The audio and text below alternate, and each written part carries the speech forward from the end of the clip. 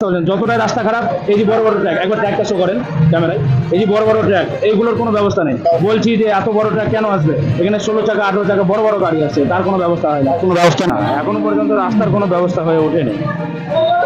বেকারত্ব বেড়ে গেছে, বেকার এখনো বেকারই আছে। সেই মোড়েই সেই পাশের দোকানের এক দাদার কাছে চলে এসেছি তার মতামত জানার জন্য। দাদার প্রথমে নাম জানি।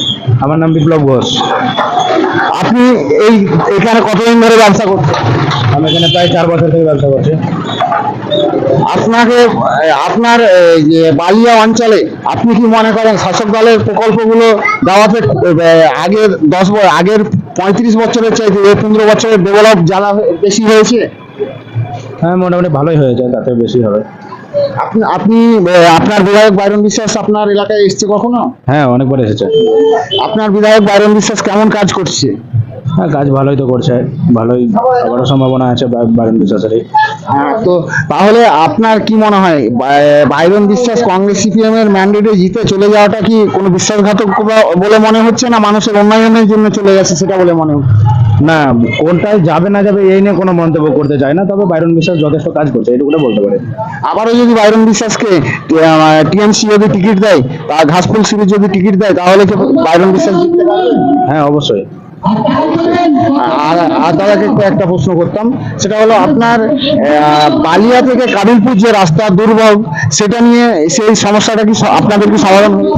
না, কাজ তো মোটামুটি সবই ঠিক আছে, কিন্তু এই রাস্তার কোনো সমাধান এখনো পর্যন্ত হয়ে ওঠেনি। শুনেছিলাম রাস্তা নিয়ে কাজ শুরু হয়েছিল ওই ডুগুরির রাস্তার ওখান থেকে, কিন্তু এখন নাকি আবার শুনছি কাজ থেমে গেছে। রাস্তার আর কোনো ব্যবস্থা হচ্ছে না, না এখনো পর্যন্ত রাস্তার কোনো ব্যবস্থা হয়ে ওঠেনি।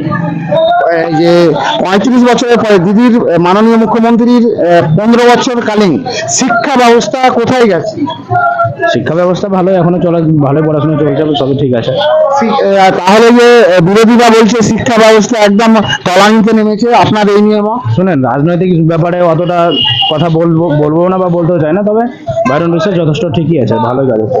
আপনাদের শাসক দল আসার পরে 15 বছরের স্বাস্থ্য ব্যবস্থা কেমন আছে? আপনাদের যে ব্লক হসপিটাল, সে ব্লক হসপিটালে আপনারা পরিষেবা কেমন পান? হ্যাঁ, পরিষেবা ভালো পাই, পরিষেবা ভালো। আপনার বেকারত্ব আগের চাইতে বেড়েছে না কমেছে? বেকারত্ব বেড়ে গেছে, বেকার এখনো বেকারই আছে, বেকার যা পড়াশোনা শিক্ষিত সব বেকারই আছে, বেকারত্ব বেড়ে গেছে। বেকারত্ব বেড়ে গেছে। তো আপনার মনে হয় না কি 35 বছর শাসনের আর 15 বছর শাসনের মধ্যে পার্থক্য আপনার সবচাইতে কোনটা বেশি পার্থক্য মনে হয়?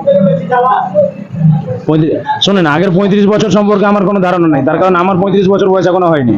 তো আমি যতদিন থেকে দেখছি আমি ততটাই বলতে পারি, আগের তুলনায় এখন অনেকটাই কম। আর আমাদের এই যে রাস্তা বলছেন, যতটাই রাস্তা খারাপ, এই যে বড় বড় ট্র্যাক, একবার ট্র্যাকটা শো করেন ক্যামেরায়, এই যে বড় বড় ট্র্যাক, এইগুলোর কোনো ব্যবস্থা নেই।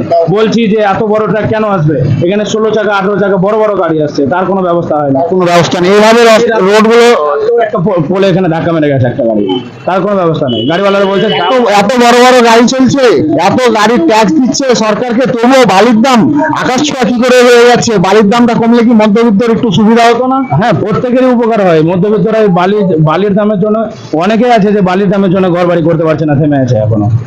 আপনার দাবি কি থাকবে বালির দাম নিয়ে মুখ্যমন্ত্রীর কাছে? বালির দামটা অবশ্যই কমানো হোক, যাতে সবাই ঘর বাড়ি করতে পারে, মধ্যবিত্তদের খুবই তো অসুবিধা। ওকে, থ্যাংক ইউ।